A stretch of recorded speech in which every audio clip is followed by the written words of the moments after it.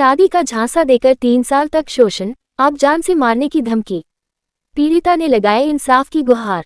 अमरोहा जनपद के थाना सैदनगली क्षेत्र की एक युवक पर एक युवती ने शादी का झांसा देकर 3 साल तक शारीरिक और मानसिक शोषण करने की शिकायत दर्ज कराई है।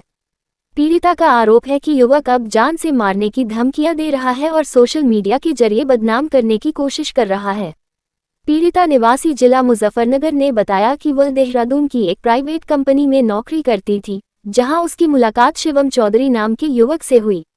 युवक ने खुद को इंजीनियर बताते हुए शादी का वादा किया और लंबे समय तक उसके साथ संबंध बनाए। जब पीड़िता ने शादी की बात उठाई तो आरोपी टालमटोल करने लगा और धमकियां देने लगा।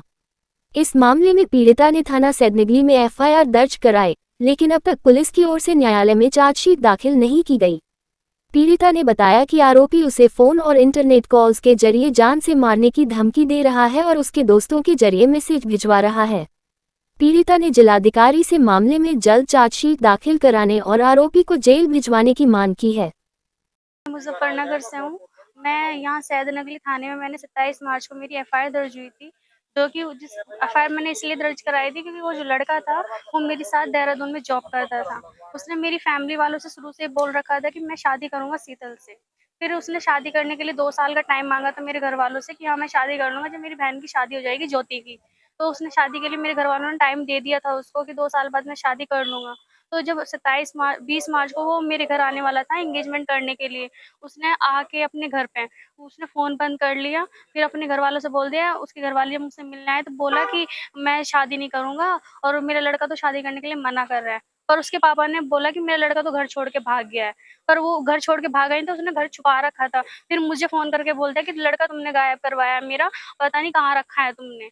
फिर उसके घर वालों ने मेरी एफआईआर दर्ज होगी, मेरे गाँव में गए, मेरे गाँव के प्रधान वगैरह से मिले, उनसे बोला कि अपनी लड़की को समझा लो नहीं तो हम इसको मार देंगे। तो फिर मेरे घरवालों को सारी चीज़ें बोली कि बोला फिर जो सत्यम भैया हैं, जो उनके चाचा का लड़का है, उससे मेरे मैसेज करके बोल रहा है कि वो तो उस लड़के से बात करती थी, इतने लड़कों से बात करती थी। मेरी आईडी पासवर्ड सब उसको पता था, मेरी आईडी लॉगिन करके सब लड़कों को मैसेज कर रहा है, बोल रहा है कि इतने लड़कों से बात करती थी, इतने लड़कियों से उसने रही है। पर मैं हिमाचल में जितने भी सब पर्सन है उनसे जाकर आप पूछ सकते हो कि मैं कैसे इसके साथ में रही हूँ, कैसे इसके साथ में नहीं रही हूँ। हिमाचल में जब जितने भी लोग हैं, इसने मुझे अपनी बीवी बना के वहाँ पे रखा था। 3 साल रही हूँ मैं इसके साथ में, 2022 से लेके 27 मार्च से 27 दिसंबर से लेके अब तक मैं इसके साथ ही रही हूँ। जब शादी होने के टाइम पे इसने ऐसी चीज़ें करी है और मैं जो एफआईआर दर्ज करा भी दी है, तो ये लोग बोल रहे हैं कि तू अपनी सारी चीज़ें वापस ले ले, नहीं तुझे हम मार देंगे हम। अब गलत-गलत इल्ज़ाम मेरे ऊपर लगा रहे हैं। सीओ साहब ने भी मुझे ये बोला है, इसका तो यही धंधा है और ये तो ऐसे ही करती है। क्या सीओ साहब ने मुझे देखा या वो गए मुझे देखने के लिए वहाँ पे? और चार्जशीट लगाने के लिए बोल रहे हैं कि हम तुझे सीना फाड़ के दिखा देंगे, तब भी तू हमारी बातों पे विश्वास नहीं करने की। क्यों करूँ मैं उनकी बात पे जब नहीं लगा रहे हैं, कभी मुझे बोल देते हैं कि मुझे तबीयत खराब हो रखी है, मेरी ये खराब हो रखा है। तो सारी चीज़ें मुझ पे ही ब्लेम करे जा रहे हैं कि बेटा हम तेरी तेरी मदद करेंगे, तेरी मदद, पर अब तक कुछ मदद ही नहीं हुई है मेरी। पर हाँ, उन्होंने ये बात मेरे सामने ही बोली है। आरोप लगाए हैं, किस आधार पे लगाए हैं? मैंने खुद अपने कानों से सुना है, मेरे सामने बोला है उन्होंने ये चीज़। मतलब आपको मोटो बयान के लिए बुलाया था, क्या मामला था ये? ये मैं फ़ोन करवाया था, तब उन्होंने फ़ोन करके ये चीज़ें बोली हैं कि उसका तो यही धंधा है।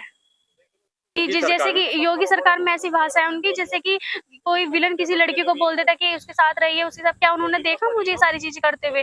मेरे उस लड़के के साथ में फ़ोटो है, कोई भी मुझे गलत बता देना तो जो वो कहेंगे मैं वो करने को तैयार हूँ, पर मैंने ऐसा कुछ नहीं किया। अभी हाँ, सीओ साहब ने मुझे बोला है कि तुम 5-6 लड़कों के साथ में सो चुकी हो, पर मैं ऐसा क्यों करूँगी मैं? आपका पुलिस प्रशासन से आपको इंसाफ नहीं मिला जो डीएम साहब के पास आई है? नहीं मिला उनसे अभी तक। कितना समय हो गया आपको बाहर रोड 3 कर? पूरे 4 महीने हो चुके हैं। आपके परिवार से कैसे संबंध है अब आपके? परिवार वालों के तो संबंध ठीक है, पर वो है कि बोल रहे हैं कि जब तूने उस लड़के ने तेरे साथ ऐसा किया, उसने हमसे बात भी की थी, अब वो बोल रहे हैं कि जैसा उसने करा तो उसी के पास जा।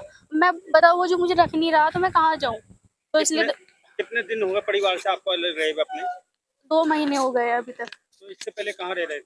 मैं जॉब कर रही हूँ, अपनी जॉब पे ही हूँ मैं अभी कहाँ तक, पर? गुड़गाँव में। कहाँ कैसे आए आप?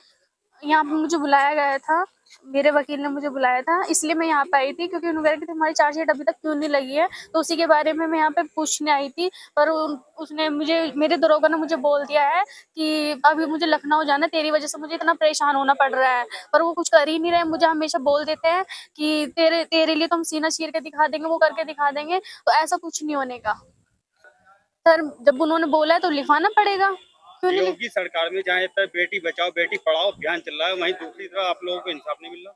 सर वो है ना कि पैसे खाए हुए तो होते हैं कुछ लोग, तो कि पैसे, जो मेरे दरोगा है वो उस लड़के के वो घर में रहते हैं, वो इसलिए उनका सपोर्ट कर रहे हैं। दोस्तों वीडियो को लाइक करना ना भूलें, और इससे हमारा कोई बेनिफिट्स नहीं होता है, बस हमारा मोटिवेशन अप हो जाता है। और अगर आप हमारी वीडियो को लाइक करते हैं, पसंद करते हैं, साथ में चैनल को सब्सक्राइब कर दें और बेल आइकन को दबाने के साथ ही ऑल नोटिफिकेशन का ऑप्शन दिखेगा, उसे दबाना बिल्कुल भी ना भूलें, क्योंकि जब भी मैं नई वीडियो अपलोड करूं तो उसकी नोटिफिकेशन आपको आपके मोबाइल पर मिल जाए। इसके लिए ऑल नोटिफिकेशन जरूर सेलेक्ट करें।